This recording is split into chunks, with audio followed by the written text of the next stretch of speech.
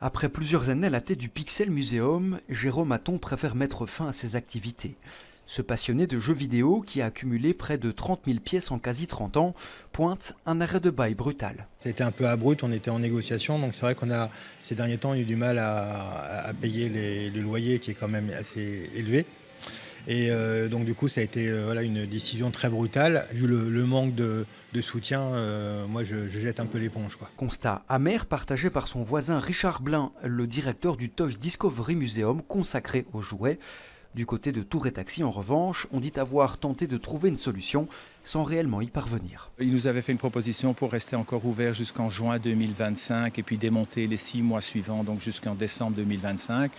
Mais nous pouvons faire certains gestes par rapport aux organisateurs des expos, mais nous n'avons pas pu leur donner entière satisfaction, donc on a préféré mettre fin au bail. Les deux occupants du sous-sol de Tour et Taxi soulignent aussi un manque de signalétique, rendant l'accessibilité aux lieux trop compliquée. Tour et Taxi n'a pas joué le jeu jusqu'au bout de l'infrastructure et de pouvoir nous identifier réellement sur son site. Il y a la signalétique supplémentaire qui a été installée, mais ce n'est peut-être pas suffisant. Mais une nouvelle fois, il y a 800 000 personnes qui ont visité des expos et qui les ont trouvées sur le site l'année passée. Dernière critique à l'égard des autorités locales cette fois-ci, les deux institutions ne se sentent pas assez soutenues. On se pose la question maintenant auprès des autorités, auprès des représentants légaux de Bruxelles-Ville. Pourquoi on n'a jamais eu d'aide? Pourquoi ils ne sont jamais venus visiter? Pourquoi ils n'ont pas pu subvenir à notre aide ici, à la création des musées qui sont privés?